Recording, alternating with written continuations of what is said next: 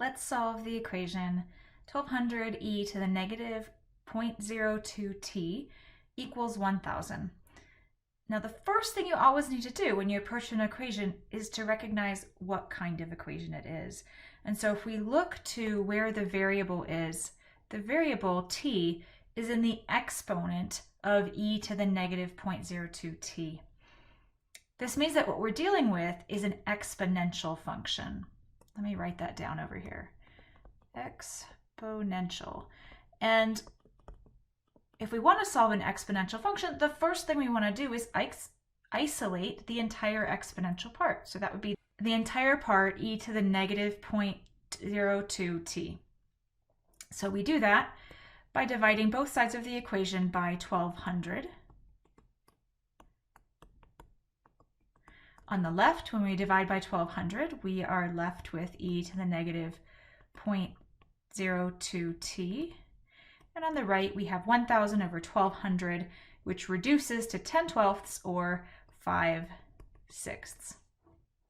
Great, so now we have the exponential part of the equation by itself.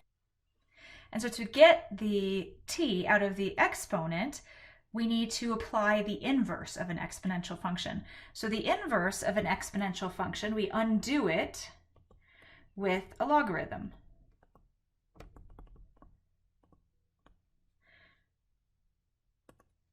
And so what logarithm should we use here? Well, we have a base of e, and that goes with a natural log. So we're going to take a natural log on the left and right side, making sure that you do this ahead of the expression that's already there. So we do that, we have natural log of e to the negative 0.02t equals natural log of 5/6. And you can So the equation from the previous line is actually placed into the logarithm on both sides of the equation. It's not a single log, it's a log on each side. Well, now that we've applied the inverse to the exponential, after we apply the log to the exponential, the function and its inverse, we are left with negative 0.02t equals the natural log of 5/6. And so finally, isolating the t, we need to divide by the part that's multiplied by the t. So we need to divide by negative 0.02 on both sides.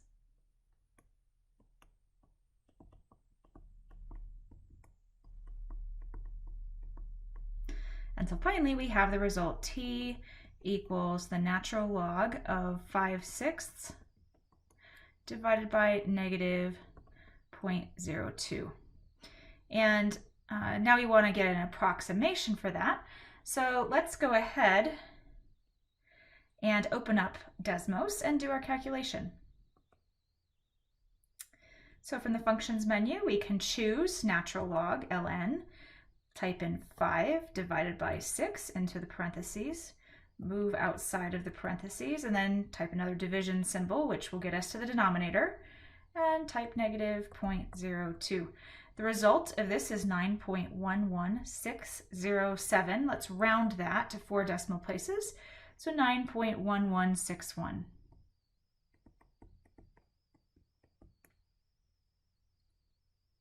We can also go back to Desmos and verify our answer another way.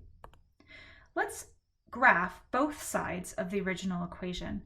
So the left side was 1200, so we'll type that, e, and we can get e off of the alphabetic keyboard. So we'll use e and then go back to a numeric keyboard, use the a to the b button to get to the exponent, negative 0.02. I'll go back and find t off the alphabetic keyboard. So now I have 1200 e to the negative 0.0t.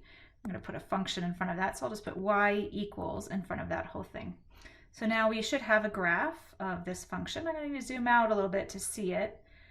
You can see it right there. It's a decreasing exponential function that passes through the point 1200 on the y-axis, so that's its y-intercept.